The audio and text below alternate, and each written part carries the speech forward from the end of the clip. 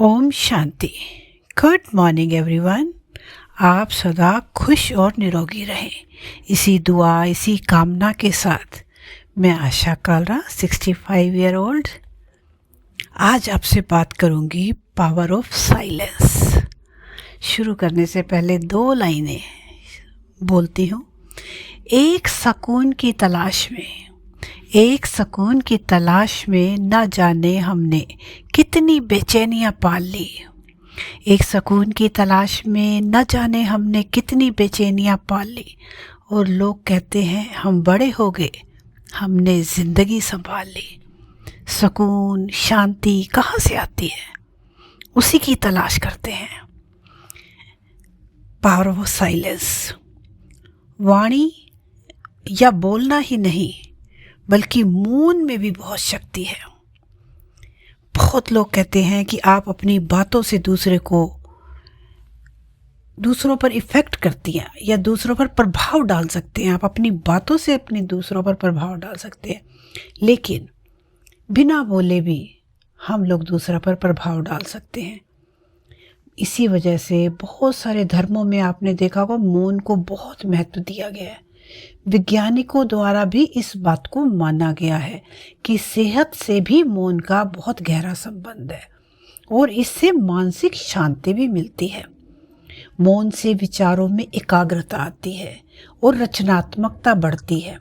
इसलिए जितने भी साधु संत या तपस्वी हुए, सब ने मौन रहकर और ध्यान लगाकर ही संसार के गूढ़ ज्ञानों को प्राप्त किया। हमारे जीवन में एक नहीं बहुत सारे दुखों का कारण बोलना ही है, क्योंकि हमारी समस्या यही है कि हम चुप नहीं रह सकते। हमेशा कुछ ना कुछ बोलते ही रहते हैं और आपके बोलने के कारण ही आधे से ज़्यादा दुख निर्मित होते हैं। परिवार में कलह क्लेश का कारण भी हमारा बोलना ही होता है। आप जितनी भूख उतना ही भोजन खाते हैं, दैट्स ट्रू। और जितनी ज़रूरत हो उतना ही कार्य कर सकते हैं। अपने शरीर को उतना ही आप उससे कार्य ले सकते हैं जितना आपको लगता है कि आपका बॉडी अफोर्ड कर सकता है। लेकिन क्या आपने इस बारे में कभी सोचा कि आप कितना बोलते हैं? क्या आप उतना ही बोलते हैं जितनी आवश्यकता है, या अनावश्यक ही सारा दिन बोलते हैं? इस बारे में कभी अकेले बैठकर ज़रूर सोचिए कि आज आपने दिन भर में कितना बोला, क्या बोला, और सबसे ज़रूर कि क्यों बोला। इनमें से कितनी बातें ज़रूरी थी और कितनी अनावश्यक थी। मनुष्य की प्रवृत्ति ऐसी है कि वह अपने में मन में चल रही बातों को दूसरों को सुनाना चाहता है और दूसरा भी उसके साथ बड़े एंजॉय से ठीक वही काम करता है। ये बातें किसी अन्य या तीसरे व्यक्ति से संबंधित हो तो सुनने सुनाने का मज़ा ही कुछ और होता है, दिलचस्पी और बढ़ जाती है। आप फिर जब कभी भी बैठते हो तो इन्हीं बातों को फिर से दोहराया जाता है और फिर से इन्हीं बातों पर विचार किया जाता है। यह सुनने और सुनाने का माहौल जीवन भर चलता रहता है और इस तरह से आप खो देते हैं अपना समय, अपना जीवन, अपनी सोच समझ और वो कीमती पल जिसमें जिया जा सकता था, जिसमें आनंद प्राप्त किया जा सकता था। इसलिए इस सुनने और सुनाने के माहौल से बचें। क्या है मौन की शक्ति? जब तक हम बाहर की बातें बोलते रहेंगे, हमारे भीतर अशांति रहेगी। जिस दिन हम मन से चुप हो जाएंगे तो तब बाहर हमारे मुख से कुछ भी निकले, हम शांति रहेंगे। दुनिया में जितनी बुराइयां हैं, परिवार में क्लेश है, पति पत्नी में विवाद है, सब बोलने के कारण ही होता है। हम चुप रहना नहीं चाहते हैं, हमेशा सुना देना चाहते हैं, लेकिन व्यर्थ का बोलना ऊर्जा को नष्ट करता है। तो मैं इसके ऊपर एक छोटी सी स्टोरी सुनाती हूँ आपको कि एक राजकुमार थे। हमेशा थके हुए और परेशान रहते थे।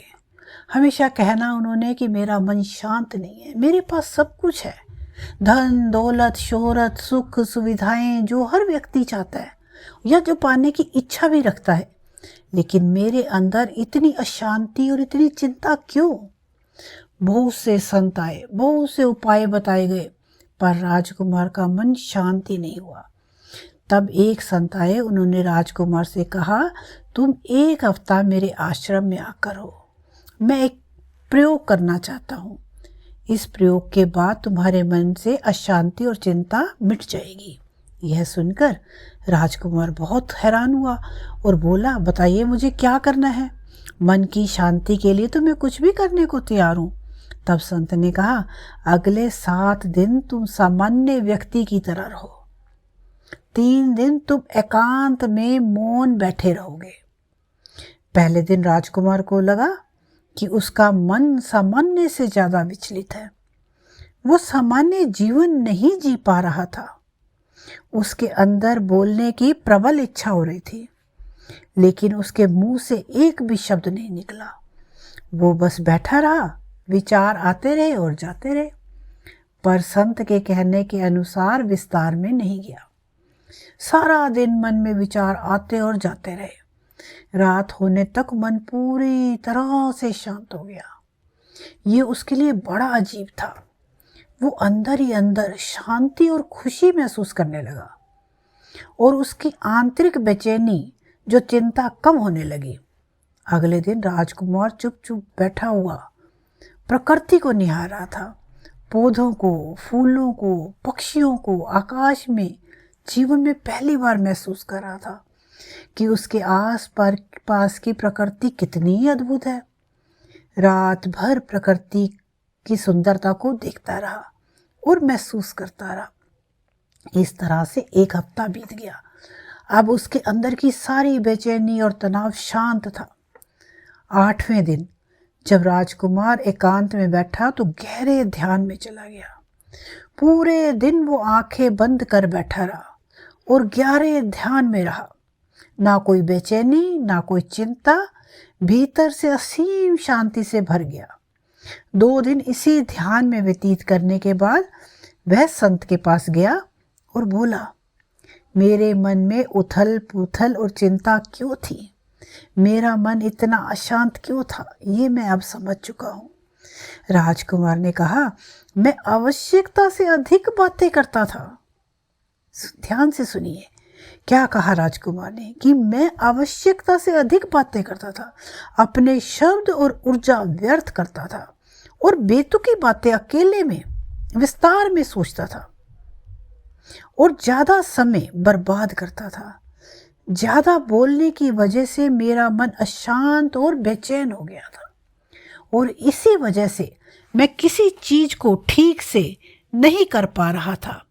मैं हर कार्य में असफल होने लगा था और असफलताओं की वजह से मैं और भी उदास और चिड़चिड़ा होने लगा और इससे मेरे जीवन को नष्ट कर दिया था।